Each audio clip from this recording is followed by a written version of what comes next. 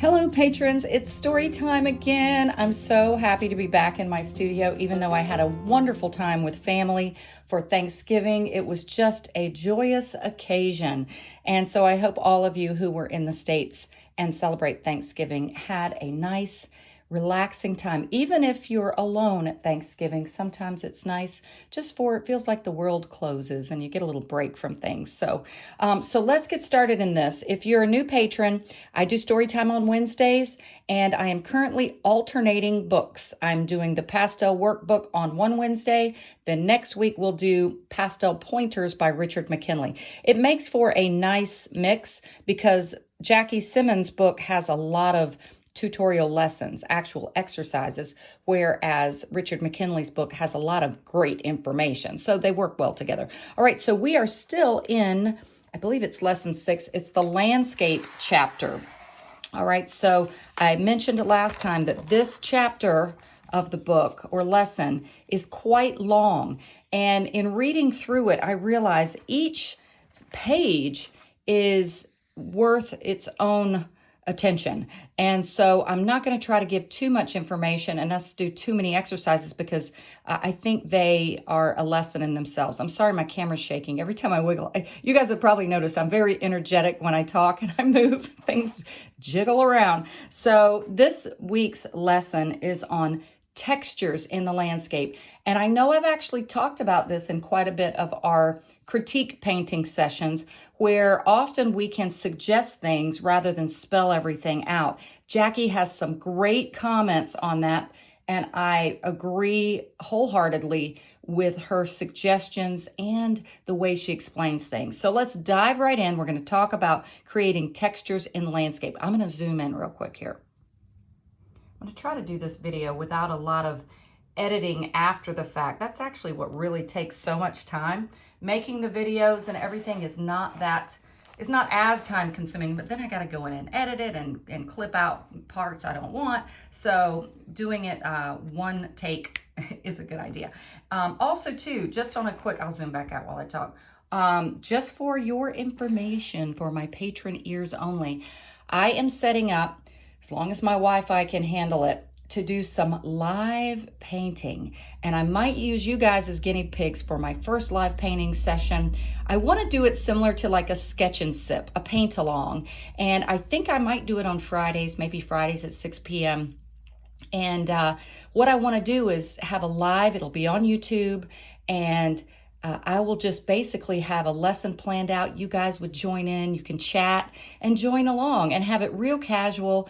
You guys get a beverage of your choice and just really feel like we're kind of together. In the future, I'll have it for everyone. It'll be public, but my patrons will only get to be able to view it after the fact. I'll share it back on my Patreon page, and non-patrons will only get the first live take. So that's my thoughts. So again, my camera's shaking, and hopefully I can get that done. I don't know if it'll be this Friday, but all right. So that was just a little for your ears only information. All right, so textures in the landscape. What we are trying to do when recreating the textures we see in nature is to search out the essential quality of the subject and then find a convincing way of expressing that quality with pastel. This may not be of primary concern to you when you attempt a distant landscape view, but many landscape painters prefer to deal with the subtleties of form, color, and texture to be found in a small corner of the landscape. There are lots of textures out there, both natural and man-made. However, do remember that you are a painter and not a camera. That's one thing I want to put in, my book's about to fall off, put in bold right here. We are painting. We are not taking a photograph or recreating a photograph necessarily. If you try to record every tiny detail of texture that you can see, you run the risk of overdoing things, and the result may look strangely unnatural or just too busy, in my opinion. This is because when we admire a scene, this is so important right here, we take it in as a whole. Have you ever gone out and looked at just something you love. Like yesterday morning, the sky was fantastic. We had a cold front coming in. It was before a storm. It was absolutely beautiful. So I run out there in my pajamas with a robe on top. I know cars that pass by must think I'm nuts. But I went out there and I snapped some photos. And I wasn't taking in every little cloud or every little tree line or form and shape. I was looking at the experience as a whole. So often when we look at things that have so much detail, like brick walls, we want to try to recreate everything, but we might reflect back on when we saw a beautiful wall with maybe some vines growing up it. We weren't looking at every brick. We were looking at the scene as a whole. So that's a great, great way to think about it. We see the overall texture of a rough stone wall. We don't really see every individual stone. That's kind of like what I just said. If you can manage to find a kind of shorthand, I love this too. Think of it, we're painting in shorthand. If you can find a kind of shorthand to describe grass, foliage, rough bark, brick wall, or a mossy bank, you'll find that the viewer will understand and enjoy, that should be in bold too in my thoughts, the experience of looking at your painting and using his or her imagination a little. That's another thing that I love how she described this, because as an artist, I think of it like a novel versus a movie. You know, when you go to a movie and they spell everything out for you. You see the actors, you hear their voices, you see the colors, you see the building or someone's home place. When you read the novel, it's described to you. We get to imagine things a little, and they're literally painting a picture with words. And so that's what I think about with art. If we spell everything out, a photograph would be analogous to my description of the movie and the novel. So a painting versus a photograph. A photograph is going to have everything spelled out for you. There's no need for the viewer to use their imagination. So beautiful art to me is art that suggests things, and the artist draws the viewer into the things they see as beautiful or have the focal point, whereas the other things you let the viewer kind of use their imagination and play around. So again, this reading is kind of short, but it is packed with some awesome information. So let's look at some of these images, and then I'm going to do some examples on my just brown paper here. All right, so over here she says, brick and stone walls always seem to cause huge problems for beginners because they feel obligated. Well, let me get down here so you can see it. Because they feel obligated to paint every brick or stone. And again, we have talked about this in the Critique My Painting sessions. That's been some of the suggestions that I've given. For both these walls, I used broken color first. Now, if you've been a patron for a while, you know she talked way back here in one of the lessons. Oh, look at that. I thought I might have turned right to broken color, but I didn't. You can go find all of these story times if you're a brand new patron and start at the beginning if you want. But the neat thing, these lessons don't have to have chronological order to them.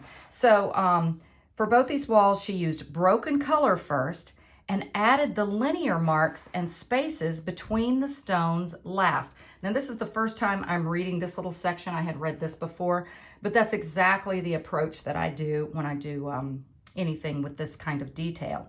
However, I have not defined every single stone. They are just enough lines to tell the story. See, again, it's telling a story. You're painting a picture for the viewer to use their imagination in your story. All right, in this little section, she says, in each of these little examples of texture, I added the small details last over broad color areas. To begin with, it helps to squint. You know, we talk about that a lot, to eliminate the detail. Be particularly careful of shadow on grass. They have soft edges. Okay, so everything doesn't have to be so spelled out. You can have some soft, shadowy areas. So in this example, she's got like what are these called? Birch trees, maybe? She's just got some gentle suggestions, and she has her strokes done. She has excellent stroke work in such a way to suggest the roundness of the tree. And again, these are like little pebbles, you can see, but they're not spelled out. It's just a suggestion of pebbles. So let's do some of these. I pulled some photos off of reference images off of Paint My Photo to experiment with. So let's give it a try. And you know, you guys are welcome to do this exercise and put it in our homework album. Now, it is the 1st of December on this particular day that I'm doing this. Let me zoom back out. And that means probably by tomorrow, I will be choosing, sorry for the noise of my camera, I will be choosing one of the patrons who submitted homework from all of the homework submissions. I do a random drawing, and one patron will, as we do every month, will win a $50 gift card to Dick Blick Art Supplies. And then I do another drawing from all of my patrons, because some patrons don't submit things to the homework albums. They don't have time, or they're not doing the lessons. They're just supporting the channel. So I give everybody a chance to win. So I have 2 drawings, and I'll probably do that tomorrow. All right, let's get started here. Okay, I had to get me a sip of coffee. So, and again, I always think of you guys when I'm doing story time. I really feel like we're together, even though I'm not doing this live. So 1 sip of coffee, and then we'll get going. All right, so here's my iPad, and I'll show you the little photos that I chose.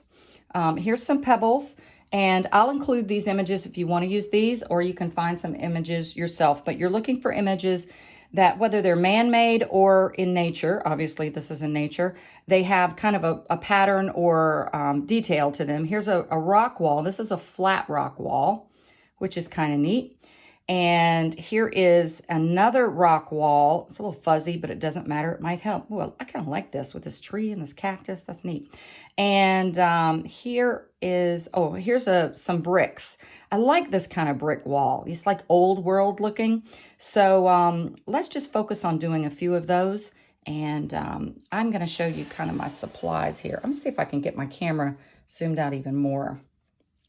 All right, maybe that's a little better. You can kind of see things here. Now, I wanted to share with you guys that for a recent painting that I did on the Canson, let me grab it, Me Taunts. I was so bad when I first started my YouTube channel with pronunciations. I thought this was a Spanish word. I had Spanish in college. I called it Me Tientes, and I think that's how you would say it in Spanish, but it's French, and I've gotten so many corrections over the years that I try to get it right, and I'm very grateful for the people who help me out. So it's Me Taunts. I think I'm saying that right. So anyway, in the last when I got back from my Thanksgiving trip, I think it was, Sunday evening, I just had to paint something. I hadn't painted in like 3 to 4 days. And so I grabbed me a sheet of this. I'll show you what I painted. You might have seen, if you're on the Discord channel, I think I shared the little snowman painting that I did. But I think it was a piece of dark brown. I don't even have it in here anymore. That's the last one. I just ordered some more of this. But anyway, I found out a discovery about this that I liked. Let me grab the snowman painting and I'll show you. All right, so here's the snowman painting, and I'm not quite done with it yet. I think I'm going to add some snow, and I kind of want to redefine some things. His arms aren't showing up very good. But anyway, you can't appreciate it here, but I used some iridescent pastels. And in the light, in my studio light, you can just see them shimmering and sparkling. So it's a really neat product to use for things like fun things or snow. And here's the ones that I used. They're so dirty here, the Mount Vision iridescent pastels. This is their whole collection of iridescent pastels. And I went there and toured their factory, and I just had to get them all. So the guy that works there is great. It's in Tampa. Another little tidbit, you patrons, you get all the behind the scenes information. Another little tidbit is that I am looking to hopefully work with Mount Vision Pastels and the owner, Carl Kelly. And he already agreed to exploring this with me, but I'm going to create a Monet Cafe starter pastel set. Well, you don't have to call it a starter set, but a set. I'm going to choose some of my favorite pastel colors that will do multiple painting subject matter. And also, because the Mount Vision pastels are large, that's one thing. You get a lot of value for your buck, and they happen to be a pastel I really love. They're kind of a nice in-between. They're soft, but they're not so soft, and they're not too hard either. So they're kind of like that middle of the road. But I was thinking what I can do for the little starter set. You know how they sell half sticks? Well, this would be quite a large half stick. So I thought about maybe breaking them up into thirds. You'd still have I think thirds would actually be a nice little size for me to hold and paint with. So I'm thinking it might make it more affordable. I might can have a 60 or a 100 pastel set. That's hopefully reasonable. And my goal is to have lessons on YouTube that use just that set. So I know a lot of the people that watch the YouTube channel, they are wanting so much to learn. They don't necessarily just want to watch me create a painting and maybe learn some tips along the way. They want a step-by-step follow along lesson. So that's my goal. So you patrons just got the scoop on that. It might be a while though. But anyway, I was just sharing about these iridescent pastels and got off on a tangent there. So this might be one that I do for the little sketch and sip thing I was talking about, and maybe just have it for you patrons, so you guys can help me work out any kinks, because it will literally be the first time that I'm doing a live YouTube presentation. All right, so let's get started here, and I am just pulling an assortment of soft pastels for these. I've got this nice little set here. It's a Sennelier set of 40 pastels, 40 half sticks. It's actually the one I used to create the snowman.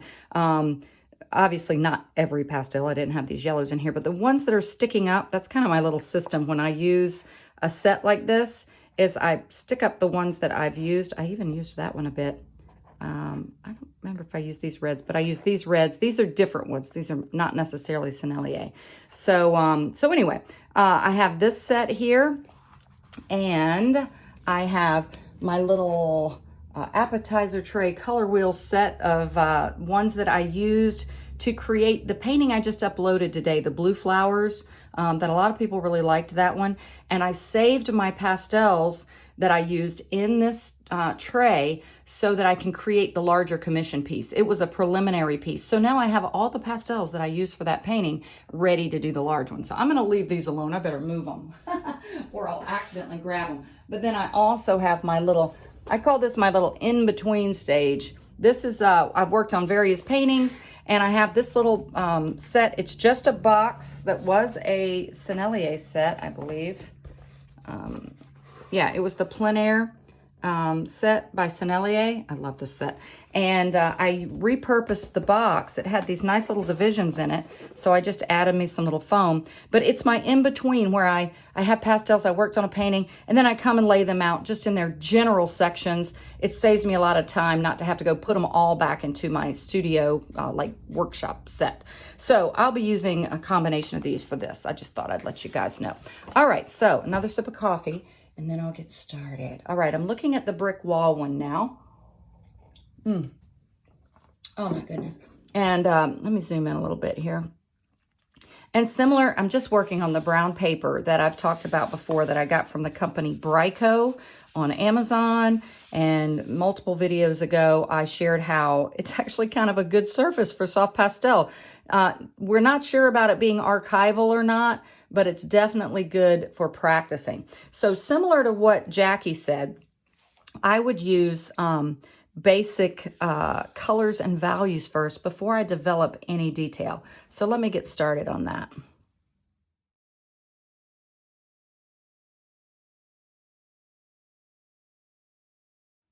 All right, so here are my little color selections. I noticed the brick wall obviously is going to have some darker values in the spaces, but it's also going to have some lighter values. The bricks are multiple colors of reds and pinks, and I even felt like some rosy colors in there, a little mauve, and oh my goodness, I love this neutral colored Sennelier pastel. It's sort of a gray and sort of a little bit of a mauve. I love these like in-between colors. So I thought that one would be neat. I might need something a little lighter. This is kind of a yellowy color. It had a little bit of that in it. All right, so basically what I would do, now I'm just gonna do like a section of this wall. Let me just get some value down first. I think I would go with whatever a middle value is for this. I'm just gonna get this kind of mauve-y color. And I'm just going to give a, well, you can't even see, it's the same value as the, paper, the brown paper. So maybe I better get a darker color. Let's try this one. That one's probably too dark. Let's get a little bit of this one here, maybe. This is a Sennelier as well. This is like I was talking about. You got to find a spot where it's doesn't have a raised edge. That's pretty good. Okay. So I got a little bit down here, and I know it's hard to see what I did, but now what I'm going to start doing is just look for some areas in the brick wall that's a little bit lighter. I see there's kind of like sections of things looking lighter, and it doesn't have to be perfect. I mean, it's a brick wall. It doesn't have to have every value of brick the same color. I'm going to go ahead and get in a little darker value. This is this color here. And I see kind of a darker brick kind of in here. There's a few of them. And then there's some kind of like, one thing you do want to do is try to keep the spaces between kind of like they would be, okay? You don't want them so far apart and random, you know. But these bricks are not that consistent horizontally. They're a bit more consistent vertically. And I don't want to create too much of a pattern, just like when we do with flowers. So I can create a little more, create one that's kind of smaller. And then we can go in and add maybe some of these orangier colors. There's a really pretty rich orange with some of them. So let me get a little bit of that. I'm squinting.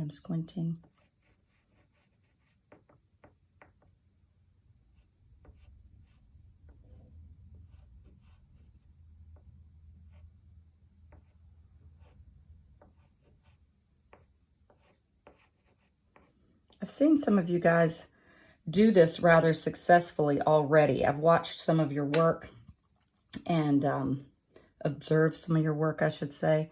And in some of the sessions that we've had, the critique sessions, and you guys do a really good job. Some of you have really already got the hang of this quite well.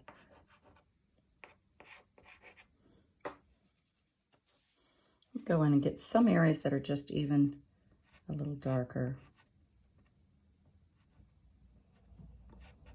Oops, I hit the camera with my glasses. I apologize.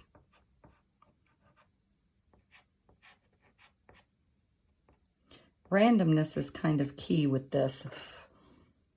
There's some that are a bit more, I still need some darker in there. Let's get a little bit more of this orangey color in here for some of them.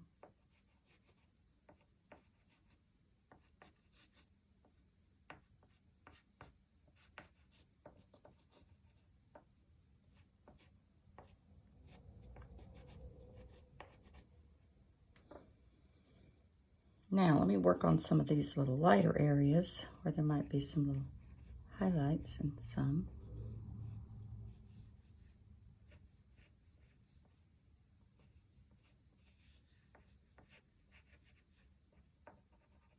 Some of them are shorter. You don't want them all the exact same distance apart. But that's just a general idea there. Now, let me get a little bit more of this mauve-y that didn't show up before. And notice all the colors. I mean, sometimes there might be a tendency for you to want to do just kind of this orange brick color. But, you know, you can really see all kinds of colors happening in here. Makes it more fun, more interesting. Some more of these darks in here. All right, so that's a general idea. And I think in hers, she had some lines. I made mine more just like totally broken color. And you can actually create lines kind of with a hard edge if you wanted to. And I might not be able to do it on this brown paper very good, but you can kind of pick up some of your darker pastel. Yeah, it's not working as good here. Let's see if we can do it this way. Yeah, a little bit. And you can create some straight edges. I don't want to do it. Maybe I'll do the short edge here. Just along some of the sides, not many. And of course you could do it with a pastel, but it looks so much more believable if you can get that little straight edge. That's why I was trying to do it with this. Let me try it again.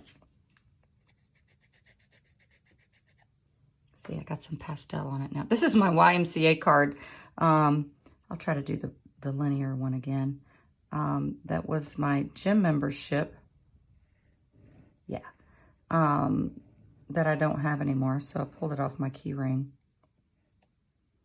But if you do lines, just don't make them all the way across. Just do them in random places. And you, again, have the ability as an artist to control the focal point. Like if this was near a window and you want a little more detail over here, you can keep, and that was your focal point, you could get more little random lines here and then fade it off. So it's totally up to you. Okay, so that's an idea of a brick wall, like an old-timey brick wall, okay? All right, let's do a rock wall now.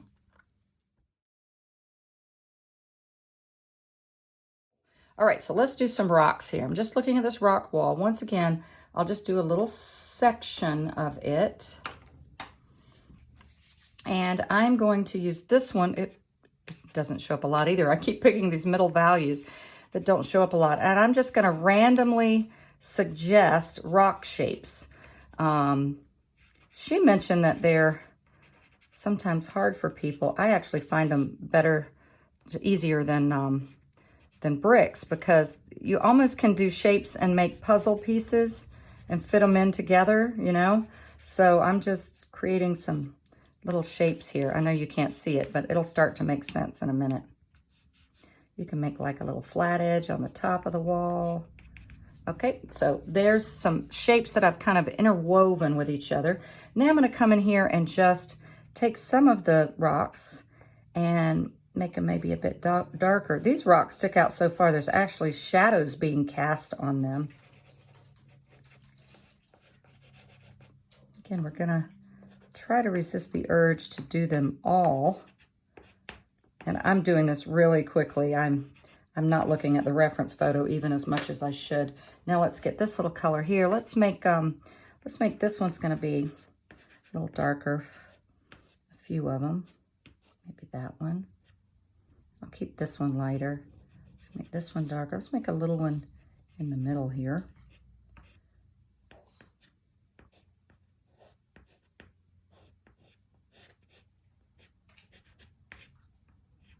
Let's make a little kind of a shadow underneath here.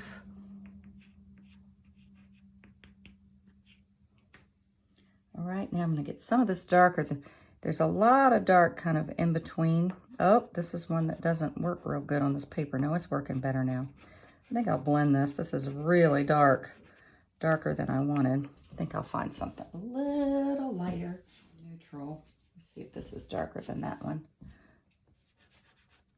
No, but it's a good color. I like this one. This actually kind of blends well with that dark one, so let's go for it. Let's go back and do this again. All right, so I'm just looking for some areas where there might be spaces, and you don't have to put them everywhere. And broken lines.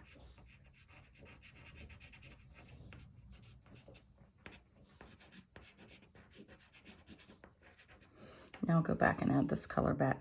And I do love how you can talk about this a lot in the videos, how we can blend pastels more than people think.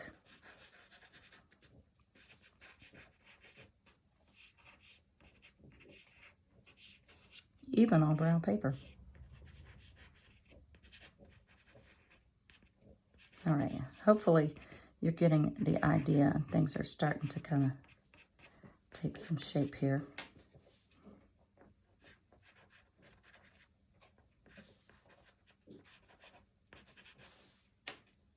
And now let's add some highlights on some of these where the sun might be hitting them. Actually, I feel like there would be a little bit more shadow. If this was the ledge, you know, you could kind of break it up like that. And now let's add some of these highlights. It appears that the sunlight's kind of coming from here. So some of these rocks that are kind of sticking out might have a little highlight on them. Avoid doing all of them, but a few.